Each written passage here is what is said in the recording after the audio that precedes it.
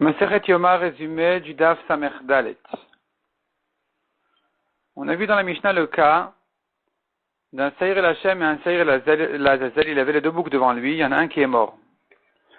Quand il y en a un qui est mort, il doit ramener encore deux nouveaux boucs et faire le goral sur eux. Un sera l'Hashem et un sera l'Azazel. Finalement, il va se retrouver avec deux l'Hashem et deux l'Azazel. Le premier l'Azazel, disons, est mort, et donc le deuxième l'Azazel sera utilisé pour être jeté dans le désert. Il a en face de ça deux Seirim l'Hashem vivants, deux boucs l'Hashem, celui du premier couple et celui du deuxième couple. Lequel il va utiliser? Marloket Rav et Rabbi Yochanan. Selon Rav, le premier, celui qui a perdu son ami. Selon Rabbi Yochanan, le deuxième, le nouveau. C'est lui qui sera utilisé. La Gemara explique la marloquette de Rav et Rabbi Yochanan. Elle est en fait à savoir, est-ce qu'un korban kasher de son vivant, s'il a eu un problème de psoul, comme ici, où son ami est mort, on ne peut pas l'utiliser pour le moment. Est-ce que quand on aura résolu le problème, on pourra le récupérer? Ou bien on dit non, ça y est, il a été repoussé, il est repoussé définitivement, on ne peut plus l'utiliser. Selon Rav, on peut le récupérer, selon Rabbi Yochanan, non. La Gemara dit que Rav apprend ça d'un korban qui a un défaut. Un korban qui a un défaut, s'il est guéri ensuite, et le défaut, on peut le sacrifier. Donc tu vois qu'un korban kasher de son vivant, il était repoussé à un moment donné à cause d'un problème. Le problème étant passé, le korban redevient kasher. Et donc ici aussi, le problème de ce bouc-là est que son ami est mort. Une fois qu'on aura résolu le problème et qu'on lui trouvera un nouvel ami, eh bien on pourra récupérer le premier. Rabbi Yochanan pense que non. Un korban même de son vivant, on n'apprend pas d'un korban qui a un défaut, qui a guéri, qu'on peut le sacrifier. Là-bas, c'est différent. Il y a des drachas dans les psukim qui disent que c'est exceptionnel. Et sinon, en général, un korban qui a eu un problème comme chez nous, dont l'ami est mort, eh bien, même si j'ai résolu le problème et je lui trouve un nouvel ami, je ne pourrai pas le faire. Donc ici aussi, selon Rabbi Yochanan, le premier Seir Hashem qui a perdu son ami l'Azazel, il est repoussé, il est mis de côté, on ne peut plus l'utiliser. Il faudra amener donc un nouveau couple qui sera un Hashem et un l'Azazel, et les deux seront utilisés. Le premier va paître, il sera mis de côté. La Gemara demande, mais selon Rav qui dit, le premier n'est pas repoussé, on peut l'utiliser. C'est quand même pas, ça n'explique quand même pas pourquoi on va choisir le premier spécialement. On pourrait choisir le premier comme le deuxième. Pourquoi prendre spécialement le premier? Le premier Seir l'Hashem. Répond la Gemara, Rav pense comme Rabbi aussi qui dit, a priori, quand on a le choix entre deux behemoth, deux animaux pour le korban, on va préférer a priori le premier. Par exemple, quelqu'un qui a perdu son korban Pessah, il a réservé un nouveau korban Pessah, il se retrouve maintenant avec deux agneaux, il a retrouvé le premier, il fera, selon Rabbi aussi, a priori le premier. Le premier, il le fera pour Pessah, sauf si vraiment le deuxième, il est quand même meilleur.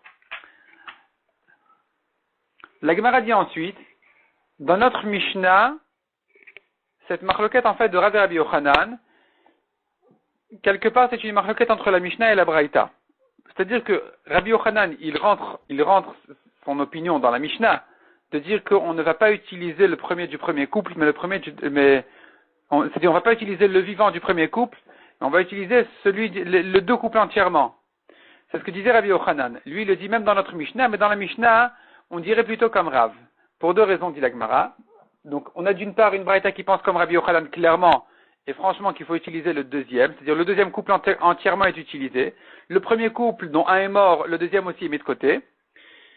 Et c'est ce que dit Rabbi Yochanan, il a une braïta qui dit clairement comme lui, mais dans notre Mishnah, pour deux raisons, on voit plutôt comme Rav. Premièrement, notre Mishnah dit, si le Seir l'Hashem, le bouc l'Hashem est mort, le Kohen Gadol dira, le nouveau Seir l'Hashem viendra remplacer l'ancien.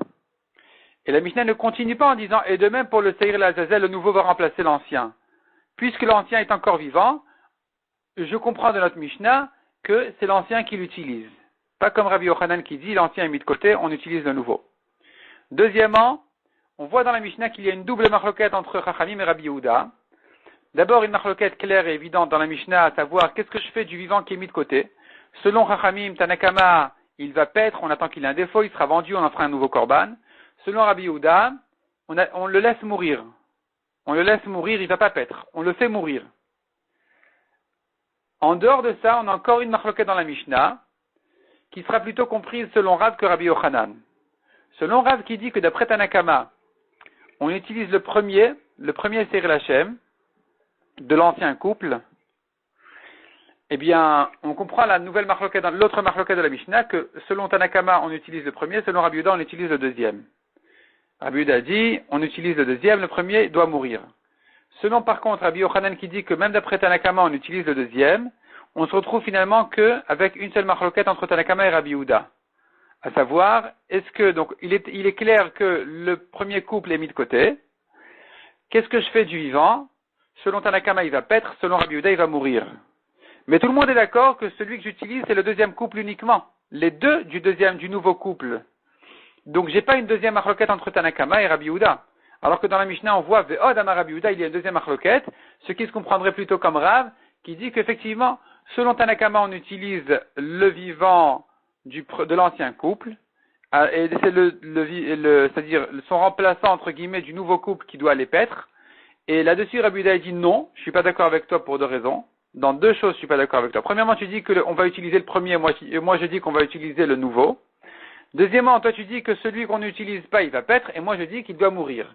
Donc effectivement, selon Rav, on comprend qu'il y a une double marloquette entre Tanakama et Rabbi Yehuda, ce qui vraiment ressort clairement de la Mishnah qui dit Ve'od Amar Rabbi Yehuda. Donc on comprend de la Mishnah qu'il doit y avoir deux marloquetot. Donc notre Mishnah, elle se prouve plutôt comme Rav. Par contre ça, on a une braïta qui dit clairement comme Rabbi Yochanan que même selon Chachamim, Tanakama, celui qu'on va utiliser, c'est plutôt le nouveau couple entièrement. Le premier couple est mis de côté, on ne l'utilise pas. On ne va utiliser que le nouveau couple, les deux nouveaux boucs, un sera la Shem et un sera la Azazel.